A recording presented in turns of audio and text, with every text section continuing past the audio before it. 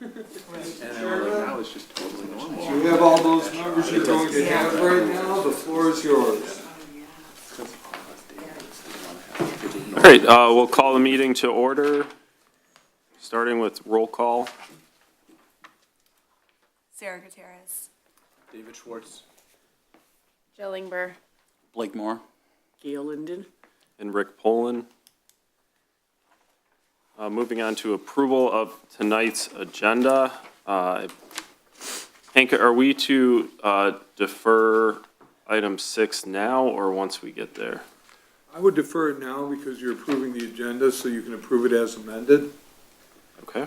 So why don't you, perhaps it would be in order for the chair to take a motion to defer item number 6 to the following planning commission meeting scheduled for November.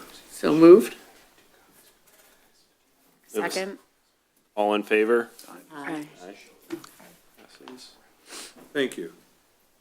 All right, so then I think we're still looking for approval of the rest of the agenda, correct? That is correct, Mr. Chair, as amended. So as amended, I move to approve. Second. All in favor? Aye. All right, moving to approval of the minutes from July 22nd, 2024. Basically, they're correct. There are just two words that are wrong, and I've already given them. Mr. Weinbaum added that the space between the fences could become a road issue. I think it meant to be a real issue. And the same held true on the next sentence down, become a road issue. It meant to be a real issue. And I've already turned that in. It has nothing to do with the road. It has to do with fencing. Okay, so looking for approval of the minutes with Jill's edits, or Gail's edits. I move to approve the minutes with Gail's edits. Second. All in favor? Aye. All right, moving on to item 5, matter of site plan review of a new house by Heller and Associates at 8104 Huntington.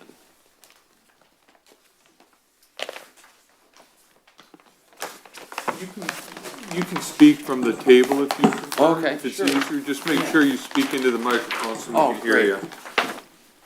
Thank you. Good evening, thanks for your time. My name's Ben Heller, and we've been working on, I understand this project was in front of you guys once before and was not received really well.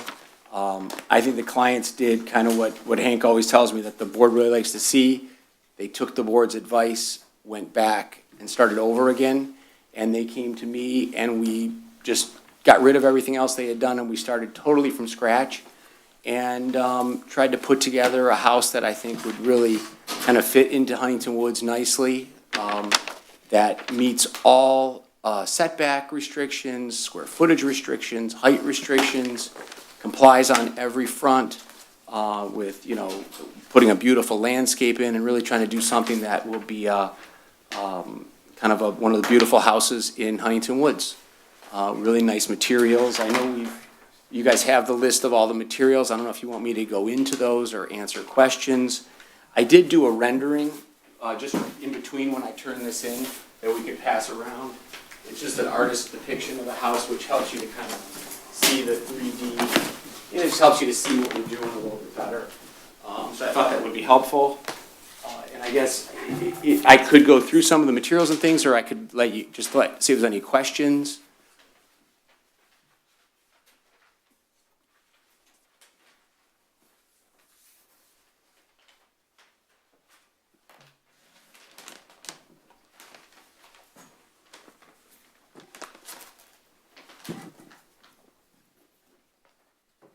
Thanks.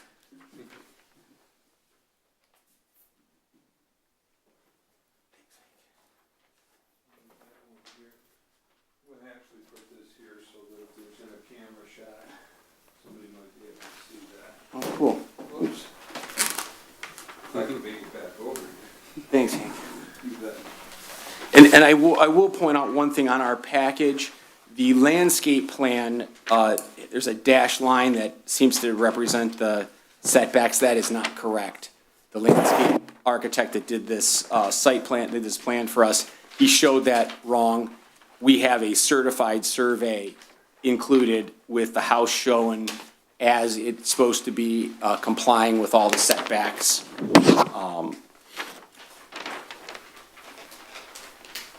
And that's included. And I actually turned this in and didn't notice that until today somehow, that he had put that line on there. I just was so focused. He'd sent us a few plan options, and we were looking at the choices, not so much at that dash line. So that just, please don't pay attention to that one line. All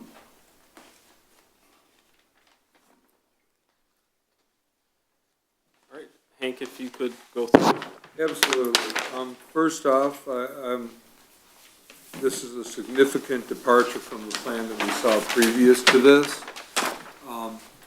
I'd like to thank Mr. Heller for his efforts on this. The house as it sits, or as it's designed, replaces a ranch that used to be there. There was in between that ranch going down and this, there was a design for a different house, which really didn't fit the criteria and the style and architecture for Huntington Woods. This is a Tudor revival style of house, and it's articulated by several of the design features that they have on this. It meets the height requirement, the front yard requirement is acceptable, the side yards are acceptable, the rear yard is acceptable, the lot coverage is acceptable. In fact, they're a little bit under the lot coverage for this. The maximum house size, they're allowed 3107, and they check in at 3084, so they're under the maximum house size. The neighbors' houses, the lot sizes are a little bit different, but the one house that's to the one side of it has 2,300 square feet. The other house has 2,289 square feet. The house that has 2,289 square feet also has a 9,966 square foot lot. They could expand that should they choose to. The stories on this house is 2. The Tudor revival is consistent with the architecture of Huntington Woods, and it shows really significant improvement from the last incarnation submitted. The features are consistent throughout, and the balance and proportions are much more in keeping with city guidelines and desires. If you take a look at the approach and driveway, the only question that I had for Mr. Heller on this was the tree at the bottom, but it appears that the tree at the bottom of this, if you take a look at the landscape plan, and then if I could direct your attention to the site plan that's on here.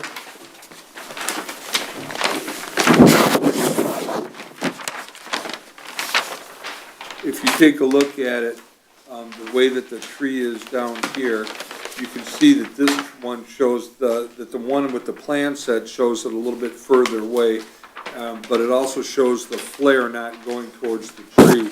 I just want to clarify that the tree has to be maintained at 5 feet, or they have to replace the tree and relocate it in the right of way at their expense. That would be the only thing, because that is a city tree. Okay. Other than that, we really don't have anything that was with this property. I have no comments or problems with this whatsoever. I did include the single-family architectural design standards, and I did that primarily so you could see that this meets, and it took like a good deal of effort to get through and meet everything, whereas the last ones unfortunately did not. So if you have any questions or design questions or code questions, whatever it is, I'm sure that myself or Mr. Heller would be available to answer those. And the Petrikis family is here, so if there's any comments or questions, you should feel free to ask. Mr. Chair, thank you. Thanks, Hank. Go around the commission, starting with Gail. Very, very nice. Quite a difference from the last one. And I see that you're using some of your limestone, not a whole limestone house. Yeah.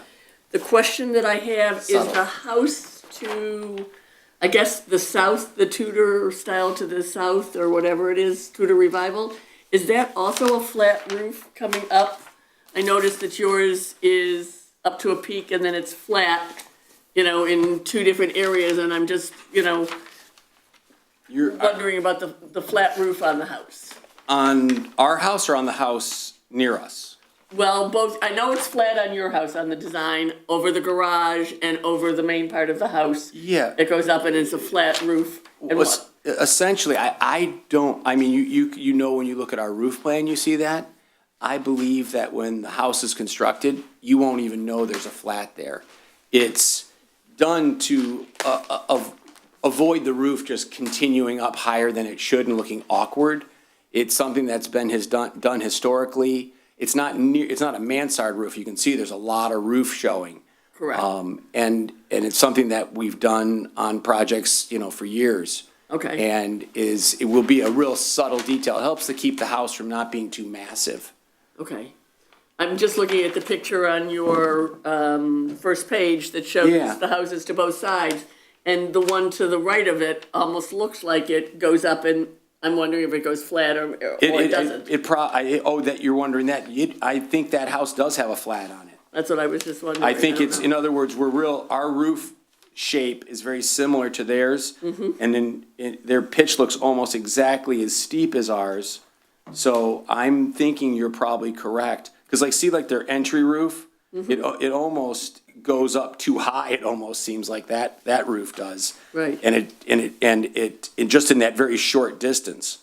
But the trick with using a flat roof as we have here is to do it in such a way that anybody walking by is gonna just feel like that's not gonna be something that they're even gonna be aware of, that there is a flat roof. They just see because if you look at the side elevation, you'll see how far back from the front it is before it occurs.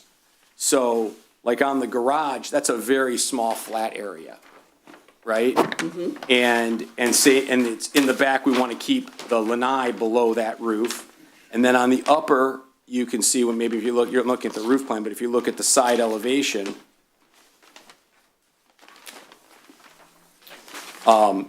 you can see that, the roof is the proper proportion to the house. And so you're gonna really feel you're gonna have a lot of shingles exposed. I think about Jeff Mendelssohn's house, who we redid, and it's an historical Tudor. It's got a flat roof on top.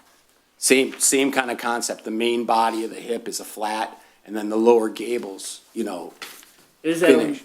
that a rubberized flat roof or not? What is it? Oh yeah, and no roof is flat. When it's a flat roof, it still has a pitch. It still has a 1 pitch or a 2 pitch. It has to take it to a scupper, or it has to take it to a drain. It has to, Okay. But it isn't visual. It's not something you can even see. And I think you'd be surprised if I took you around Huntington Woods and I showed you all the houses, the old Tudors that all have flat roofs on their upper portion of their roof for the same reasons. Mr. Chair, if I could add something to the detailed discussion on this.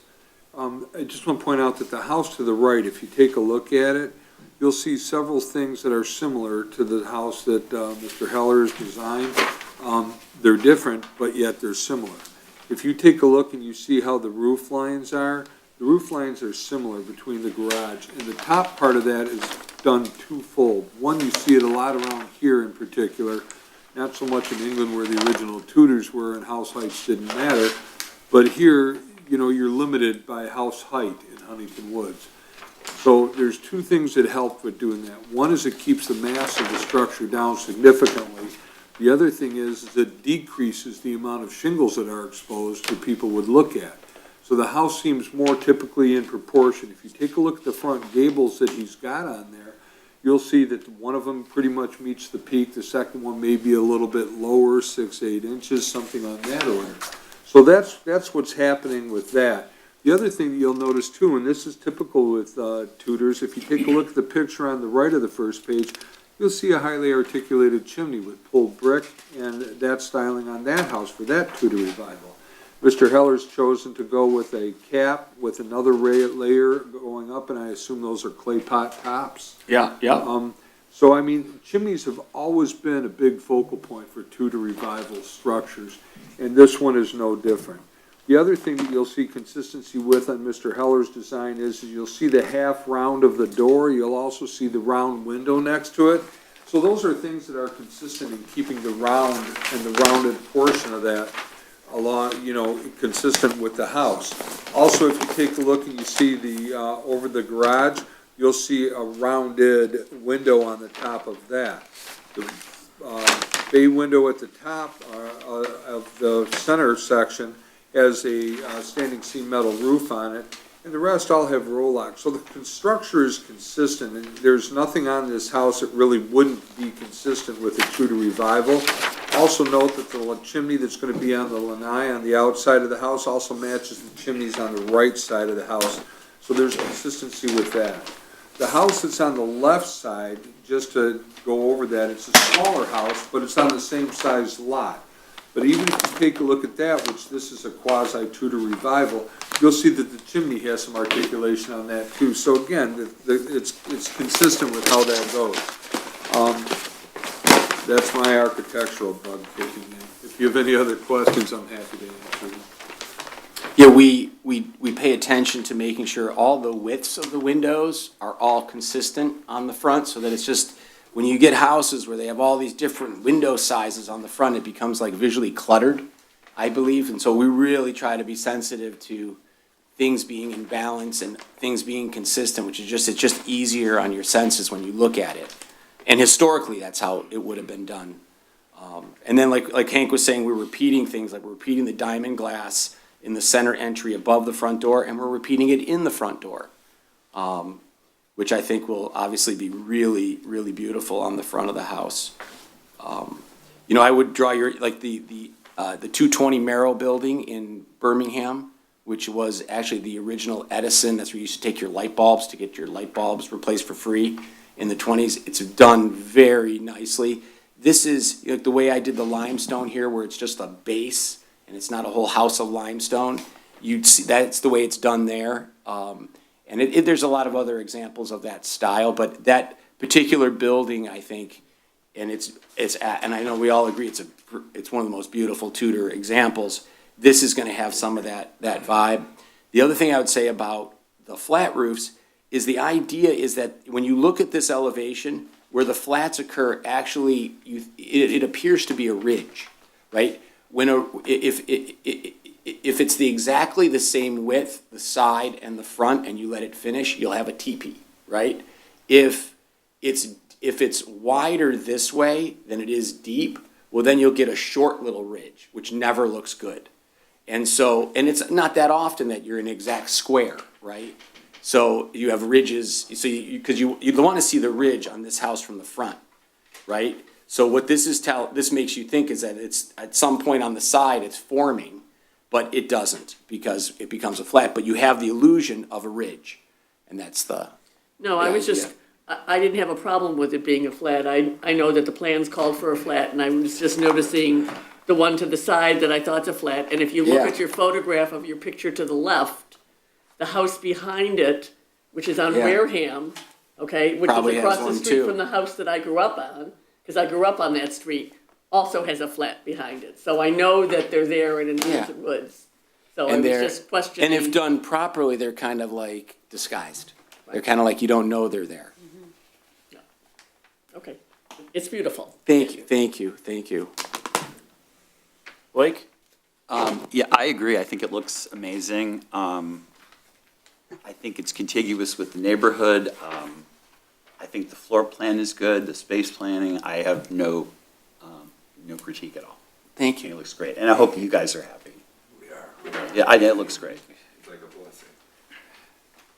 blessing. My only question was on the lanai. Is that does that get covered in the lot coverage? It counts on lot coverage, but it does not count on house size.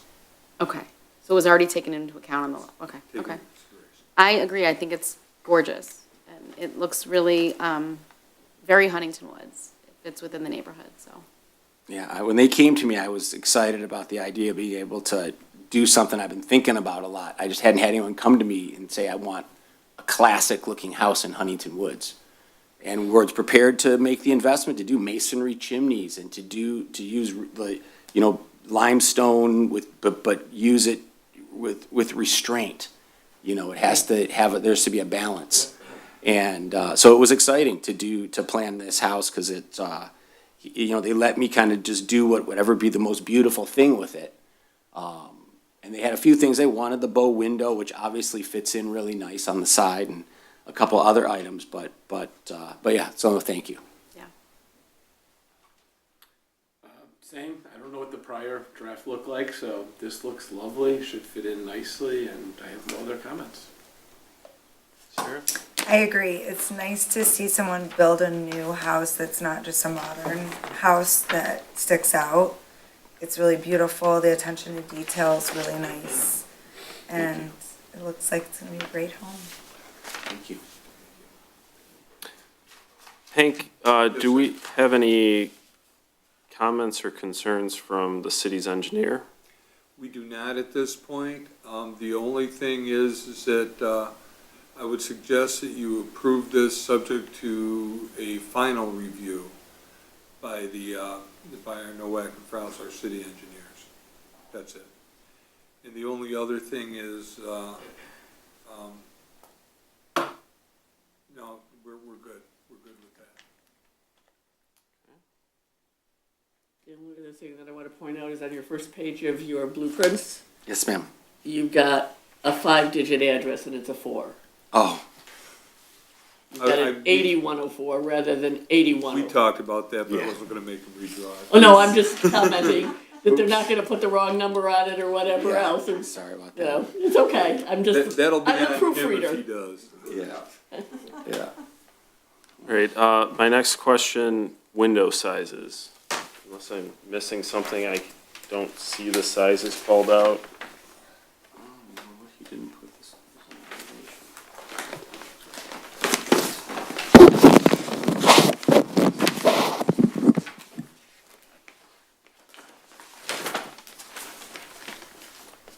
Do I need to? We didn't, they are not labeled on the elevation.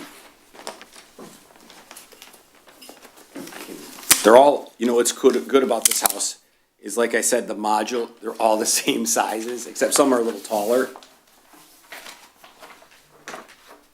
Can I give you this tomorrow, give you the sizes? Well- Everything, they're all egress size windows. Here's the thing, I mean, that's gonna be up to the planning commission. I did talk to Mr. Furman about that, who works in Mr. Heller's organization. And he indicated they were all the same size.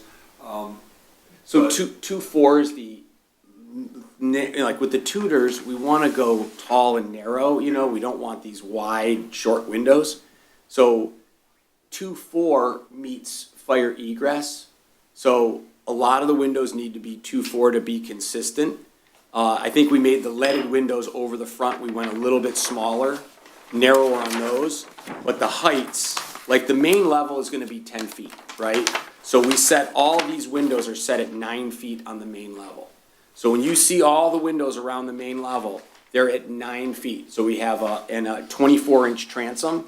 So the lower window's at 7. Like in your house, they're probably, most windows in every house are set at 6'8", which is, 4 inches lower than the bottom windows on the main level, and 2 feet, 2'4" lower than the windows are gonna be set. So like that, the front dining room window you see in the front, that window's at 9. And then of course upstairs, we set all the windows at 7 feet. Again, what I like to do is, get away from the old rules of thumb that everyone uses that just feel low. Having the windows upstairs just even 4 inches higher, you'd be surprised at how much that changes the way a room feels. So if I can make it work with the heights, that's what we did, is we set the upstairs windows, and then all those upstairs windows, except for the leaded ones, are 5 feet tall. So when you see a window, 'cause the window has to be 2 feet off the floor to meet code upstairs, otherwise you gotta like lock it, you can't open it, so someone can fall out, I guess, that's the rule. So what we'll usually do is we'll set the sill at 2 feet above the floor, and we have the head heights at 7, which gives us a 5 foot, which is a standard window, so they're 5 by 2.4, would be like those casements on the top. And they're really, that's the same size we kind of use around the house. And I would be happy to, and then you see in the back, the windows are obviously, we are, we're cutting these boxes into the roof line. You got your roof soaring down, so they're gonna have like, in their bathroom, have like a 9, upstairs where the walls are 8 feet, and they have maybe some ceiling heights and things. in the master and in their bathroom, they're gonna have this beautiful, tall window element with the roof walls coming down around it. I mean, I could put them on the plan tomorrow and send them in, or, Mr. Chair, what I would suggest is that if you're inclined to favor the project with an approval this evening, you could also make it subject to verification of a window schedule that is consistent with the architectural design as shown. And then staff would review that when we get that, in order to do that. We still have to review the drainage and grading. like you guys, if you look at this size, you can see like what I'm talking about everything being consistent. See how all the windows are the same widths? And we would be happy to verify that upon presentation of a window schedule, which I'm sure that Mr. Furman has back in Mr. Heller's office. We do. We can, I apologize. I do apologize for that. That's,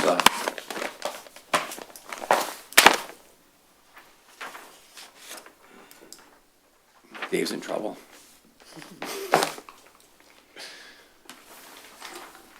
But he does nice work. Draws a pretty picture. Okay, next question. Is there anything going on above the garage? Just attic storage? Yep, just attic. Okay. And Hank, the garage size meets our requirements? It does. Okay. And Hank, can you walk us through the bonuses? Yes.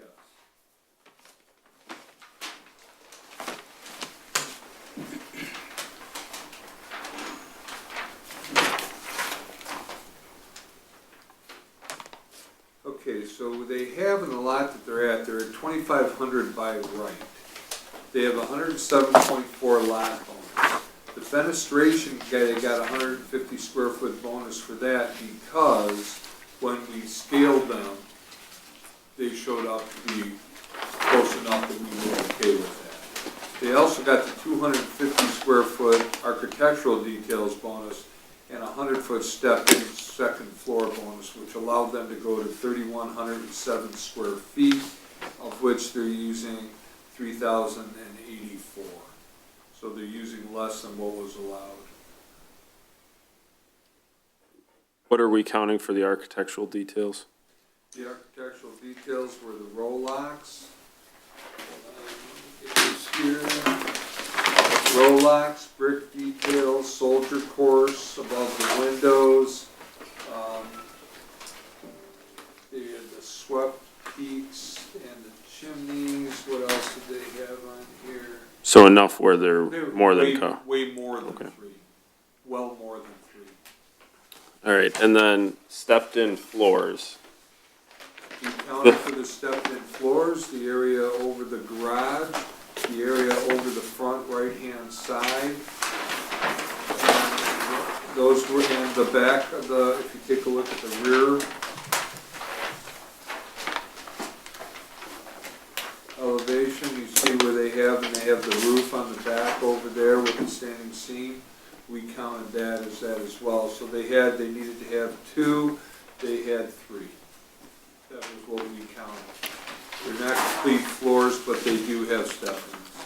So can you show me where we're counting the 3-foot step-in on the front elevation? The window that's off to the front side, you take a look at it to the right of the door, and you see that roof line that's there? That's where we had them. What we did is we actually, the original design of this was 2-story stacked. You see where that chimney is, you can imagine. And what we did to meet the requirement, and actually ended up looking really nice like it does, is we stepped in this and we stepped this in so we maintained our symmetry. But now the upstairs wall is stepped back from that front wall. Beyond, the houses, first were stepped back, but then we stepped back even more. The upstairs second-story wall, so they don't stack like that. Do you see that? Mm-hmm. From here. Hank, that's consistent with what we've been counting as step-in It's before? consistent with what we've been counting, but it's also consistent with the architecture, which we also felt was important. I feel like that's one we might want to look at revising, because it's so dependent on the architectural details. I don't disagree, I think that well, because in this case, it happens to work well both ways, because it's a very nice architectural detail. And then because we may want to clarify that a little bit, but when we reviewed it, that was how I took that to be, that the front wall is more than 3 feet back from the second floor. And that's how I take that up. Okay, thank you. All right, we'll open it up for public comment. Any comments? Nope. All right, we'll close. Can I just make a question before we go on to vote? Yes. Notice when we went to this page, Hank, on your page where you're comparing the two properties Yeah, to the sides, and you have the house size, we yeah. have it listed on our printout as 3,046 square feet, and consistently, it's 3,084. That was our fault. We, after going through this, I don't remember exactly what happened, but some things changed after we resubmitted it, and we came and gave all new plans, and we were 40 square, we figured out we were 40 square feet higher, so we fixed it, and we brought it all in, and that's kind of what happened. I think that might be from an original notes, because that is, our real numbers are still complying. Correct, your numbers are still We're under the just- allotted amount. We at fixed 30. them. It is, so we have as the actual number, and correct me if we're wrong here, Mr. Heller, but we're 3084. You added Yeah. 40 square feet roughly. Yep, 38 3084. square feet. Exactly. Okay, So that original number, and here's the thing, is that, That's how we Yeah. fixed it. okay. that's, yeah. Should I show this to them, or? just It- how- No, well, it's on It's on, your, it's on our. Correct on the two. it's on, yeah, it's correct on the prints, but it wasn't on our comparison. Yeah, and the reason for that is that there was 2 incarnations of this print that came in. Right. Okay. So this was already completed at the time we got the second incarnation. Okay, And I just, to be, even though I knew we were still within, I said, you know what, I want to make sure what you guys get is exactly what we're doing, so we fixed it. okay, not a problem. Gail, all set? All set. All right, so I think we're looking for a motion which includes that it's subject to final review by the city's engineer for grading and drainage, and subject to the city's review of a window schedule that is consistent with the architectural details and scaling shown on these prints. That is correct.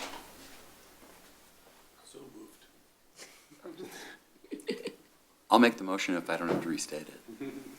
He said so moved, Okay, so you just have to make a second. Second. All right, all in favor? Aye. Aye. Aye. Passes. Thank you guys so much. Congrats. Really appreciate it. Congratulations. Look great. Looks Time. beautiful. Thank you. You want the plans back? I can collect them for you. Yeah. Make sure I recycle. Well, we have a recycle out there, so that's what we usually do, but if you need more copies of it, this way you got them. Thank you, guys. Thank you so much. Thank you. Hey, thanks a lot. Yeah, we're excited. Good luck. Aw, thanks, Ken. Mr. Chair, at this point in time for our next appeal, you're going to have to recuse yourself. Since Mr. Golubowski is not here, you're going to have to elect a chair to handle the rest of the meeting concerning that particular appeal since it involves you.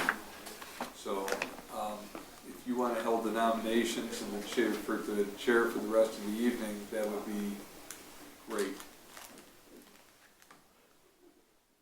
Any volunteers? I don't know enough to be in charge. Jill, you took the seat closest to I'll the do it. center. I'll make you proud. Okay. You need All a right, so we need a, Second? so, Well, I'll nominate Jill. and a we have to do that. second, and then a Second. vote, all in favor? Aye. Thanks, Jill. Mr. Chair, you should step down. Thank you very much. Jill, the floor is yours. Okay. Don't we start with you giving us the rundown? Pardon me? Do we start with you giving us the rundown? Well, here's what we have, is that, they have a, representative from Krieger Clad Architecture here on behalf of Mr. Poland. So perhaps we'll let him start, and then we'll go through our run through. Perfect. Yep, so we came back for some more changes, I guess, to his house. We got approved for the addition and renovation for Rick's house back in, I believe it was April of this year. He's doing a sizable addition to his second floor. He got approved for that design back in April, like I said, got permits for that as well. And he, in the process between then and now, he decided to add on to the second floor another bedroom at the back side of the house over the dining nook that was proposed on the original drawings. So that is the major change that has happened since April. It's just a bedroom addition at the back side of the house. Pretty much everything else has remained the same, other than the entry point on the first floor to the house at the front porch has changed to the front side of the house versus the side of the house. That was due to a change in the layout of the first floor where he wanted to expand the size of the existing mudroom, and as a result, it removed a bedroom from the first floor, which is why he is adding another bedroom at the second level. Pretty much it. Madam Chair, if I can provide some perspective to this. Please. Thank you. This is really kind of a simplistic thing, and other than it's an alteration of an existing plan, this really wouldn't be back here. The issue becomes is that there's some changes, like where the mudroom area is in the front, and there's the bedroom labeled bedroom number 3 at the back. So what's really happened here is that he's changed the articulation of the front entryway to the point where it comes in another way. It has a mudroom, which makes me very jealous. But aside from that, he's put a bedroom at the back of that. That's over the nook that's proposed in the back.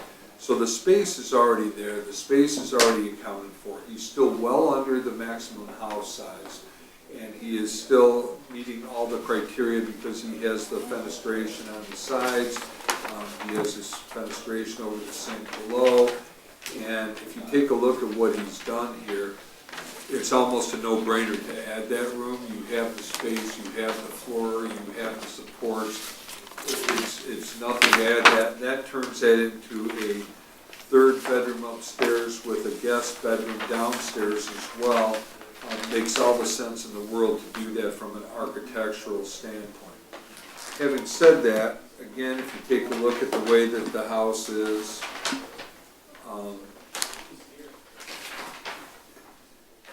in the house, this still shows the door going to the, where the window is, the plan that we have, which is from the drawing 3 row from the front. But now if you take a look at the proposed front south elevation, it shows the door there. It's really no change. Header